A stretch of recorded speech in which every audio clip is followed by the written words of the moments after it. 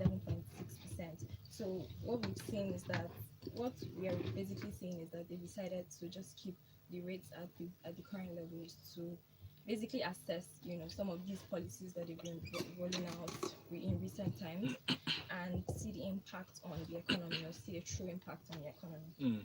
Yes. Because it would have been premature to just go ahead to implement new Yes, policies exactly. without necessarily seeing the effect of the other ones. Yes, exactly. All right. Thank you, Judith. Very quickly, a quick reminder, by the way, WhatsApp number is open 0809 for your messages.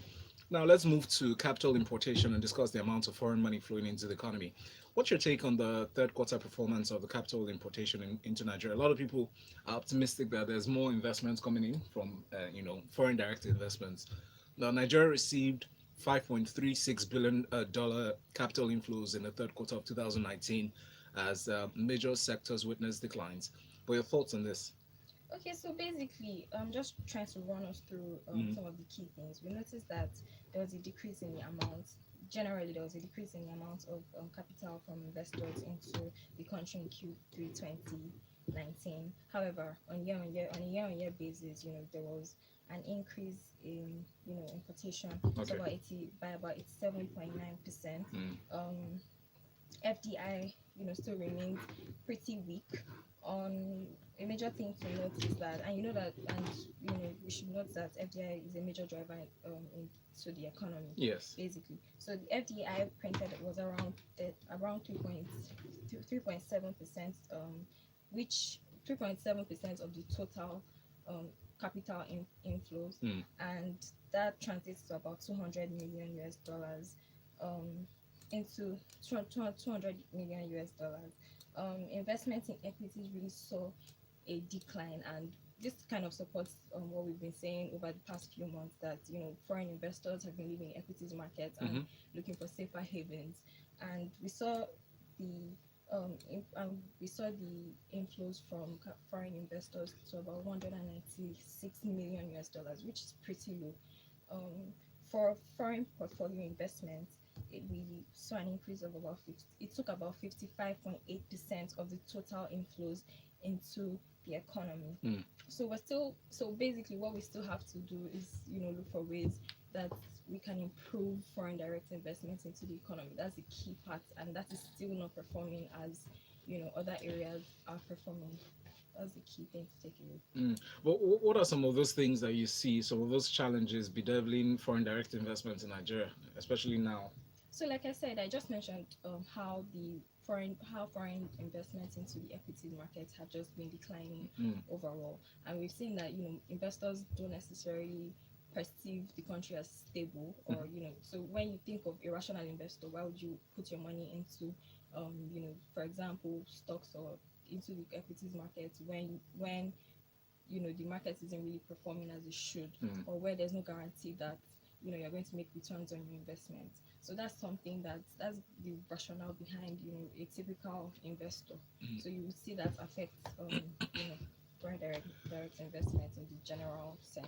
Do you see that sentiment having any sort of connection with the NPC, meeting and the conversations that ensued there? Yes, of course. All these things, everything is all interrelated. It Yes. depends what the regulators, what's going on in the bigger scene would always impact, the little businesses and the likes. Yeah. Mm. All right. Thank you, Judith. Let's move to state finances and look at Zamfara in particular. We got a text message from Oluwatade about this yesterday. Can you take us through what this implies? State finances, especially in Zamfara State. The ex-governor Yari wrote to the government, the Zamfara State government, demanding payment of allowances. Yes. So essentially, he complained to the state House of Assembly that months of upkeep allowance Mm-hmm.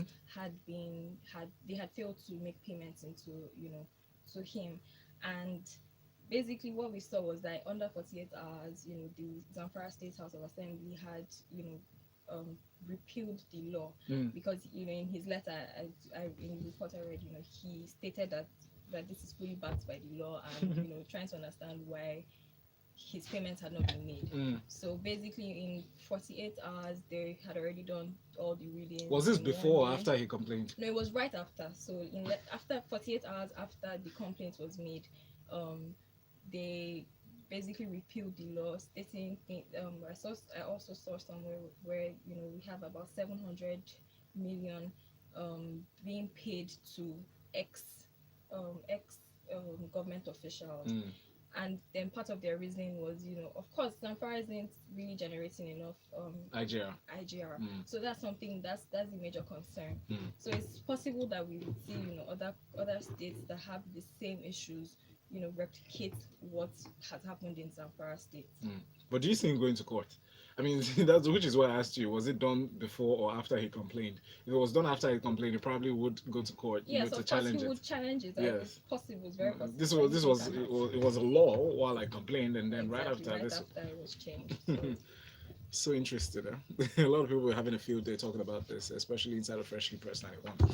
But let's focus on just a follow up question from that. Now, if you think about the Zamfara situation, for instance, do you think what they've done will be replicated by other states that are facing revenue challenges? Because I see this as a bold move yes, by the exactly. state For them House of to, Assembly. for it's very, very possible to see other states do it. Like I said earlier, they Mm. have to also consider the fact that a lot of these states are quite dependent on the federal government. It's very, very possible that they make this move, because I mean it's the smartest thing to do. If you think Yes, of, it's pretty smart, to be it is honest. pretty smart. Mm-hmm. It's possible, right? It's Mm-hmm. common sense. Yes. But these are not the usual phrases that you use to describe politics in Nigeria. Exactly. Bayelsa State, for Exactly. instance, they were one of the key people that were, pushing for this to happen in terms of payments of arrears, even for increase. They were pushing for life pensions. Exactly. And then if you even think of the civil servants that are probably not even paid as well.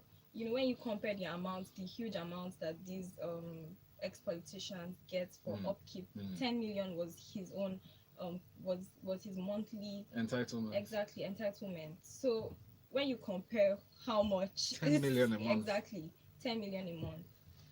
Wow. Wow. It's just amazing the kind of things that go on here.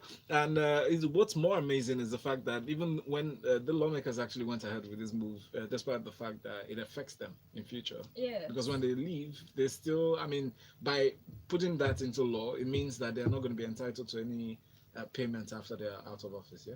But yeah, you also we can also reason that, and when that time comes, it's very possible that another law would have come up To repeal the one that they just exactly. repealed. So at lightning speed, you could just see that happen. Oh my goodness. Oyewole says it'd be difficult for a state whose state house is under the governor. Oyewole, thank you for your message.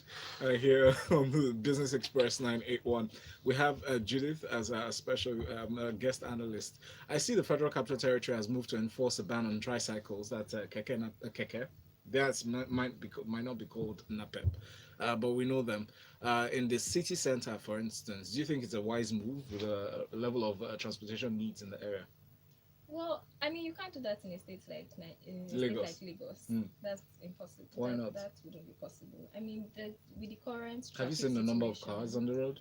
Yes, true, but then you see how kekes are alternative means of transportation to Agreed. buses Mhm. and bikes. Mhm. So I think it's still pretty smart and relatively safer than some other means of transportation. So you have to consider that, and then with the volume of people, once you take one means of transportation, it's going to have a negative impact on the general situation.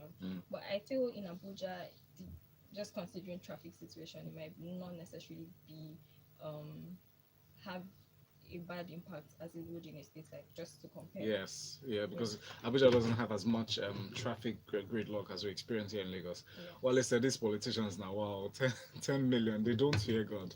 And just says, who would have thought such boldness and audacity would have come from Zamfara State? Thank you very much, Judith. Judith, you've been wonderful. Thank you so much for coming in despite the odds. Judith is the guest analyst from Afri Invest. Are you on Twitter? Are you active? Yes, I am. What's your handle? JUDDS. JUDDS. Okay, underscore. Please tweet at her. Let's continue the conversation there. Use that hashtag Business Express 981. Next, you'll be hearing the voices of Khadija and Lakumi as they talk about travel and how you can win.